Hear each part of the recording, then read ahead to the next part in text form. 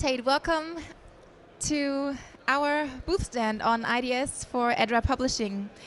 Maybe we can start with telling us a little bit about yourself, your background, and how and when you decide to become a dentist. Yeah, thanks for having me, Ursula. It's wonderful to be here. So I grew up in a home of a dentist. My father was a dentist, so I guess since an early age I wanted to be a dentist. Maybe more interestingly, I got bit by the oral surgery bug my second year of dental school. So in second year of dental school on a missions trip, realized that I could do a lot more help on the mission field, it seemed, by being very competent and capable at oral surgery. And then came back with the craniofacial growth and development courses and all the orthodontic training and learning that you do in dental school, piqued my interest, and I never turned back. I can't get enough of the surgery and couldn't imagine doing general dentistry and missing out on the aspects of oral surgery that I've grown to love over the years. So you sound very passionate about your job, Yeah. and maybe you can give us a view about your daily life and practice. What does a typical day look like? Yeah, so a typical day, my practice is just me. It's solo practice. I'm in a smaller area just outside of South Bend, Indiana. So we have about 500,000 people in the area, give or take. So I have 12 people on my team, and it's a wonderful team. They make the practice run, really. So we start the day off with a thanks. I ask the team, anybody want to share anything they're thankful for? So we kind of start the day off that way. We have a huddle, and then 3 days a week we do surgery in the morning and evals in the afternoon. 1 day a week we do evals in the morning and surgery in the afternoon. But I would consider it, call it bread and butter oral surgery practice, if you will. It's anything but bread and butter, but in the big picture it's extractions, a lot of exodontia, implantology, implant site preparation, infection management, a bit of trauma, a bit of orthognathic surgery. So it's a big mix, and depending on the day, it could be all wisdom teeth for most of the day, sometimes of the year, and other times of the year it's a lot of implants for most of the day, and big cases all on 4, all on X, those types of things. So it's a big mix of a lot of different of the aspects of oral surgery in that way. Keeps it very interesting and fun. Yeah, it really sounds interesting, and I think what is very interesting is your book. What will be the topic of your book, and what are some of the key highlights of it? I think it's going to be published hopefully next year. That's the plan. So we have close to 400 pages written, and now it's the editing and the refining of the process, really, as much as anything. So the book is called The Art of Oral Surgery, and I've been practicing for over 10 years now, and there's a lot that I didn't learn in school. A lot of the pearls and the practical tips, we'll say, that I've learned in the past decade.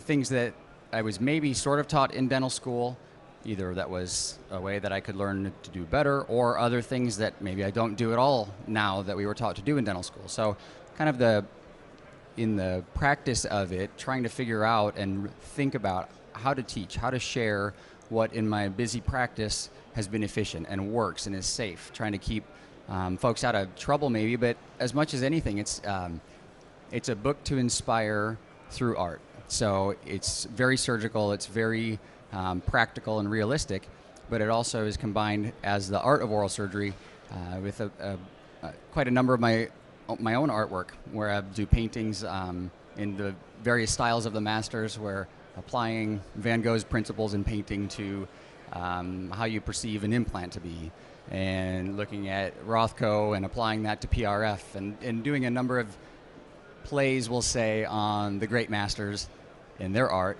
but then also very much photos, very macro photos, looking at very dialed in details of different things, with the intention of highlighting the different areas of the periodontal ligament that you can elevate on, or the different things, kind of the deep dives into that.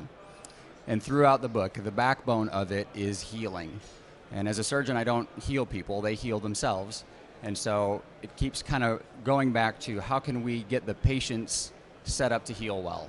What do we need to think about? How do we need to be processing it? And if we're aware of this, how will that impact the outcome? So very much diving into micro details in specific places to get you thinking about the macro picture and the patient as a whole. And what is the audience you're hoping to reach with your book? So initially I was quite intimidated to write a book, thinking that my peers and my mentors would be reading this in oral surgery and And that gave me some trepidation in the whole thought of it. Very quickly I realized that many of those folks don't buy books or don't read books as much, but really the general dentists are the ones. I think that I'm tailoring the perspectives to, really trying to basically the perspective of, come back to my office, come over here, let's talk for a little bit. I'd like to share with you some things I've learned, and kind of guiding through those steps. There are a lot of dentists in my community, a lot of my dear friends who will tell me, I don't ever take out teeth because it's bloody, or I don't take them out because of this, or they'll refer patients to me that they've maybe attempted an extraction on.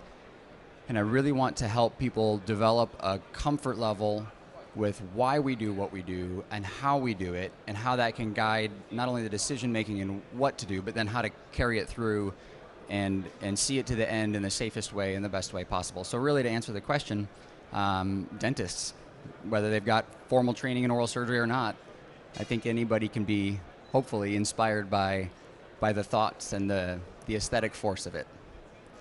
And what advice would you provide for students or people who considering a career in dentistry? That's a great question. So advice to a student would be to never lose your curiosity, to continue to ask the question of, well, why is that? When you're taught to elevate a certain way or cut a certain way, there's reasons that you cut that way. There's reasons that you drill that way.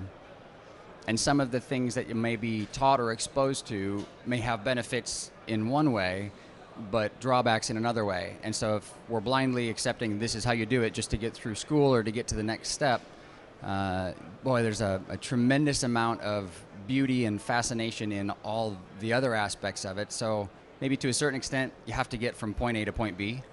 But be curious. Be curious about why you're moving in that direction and what's behind all the steps along the way.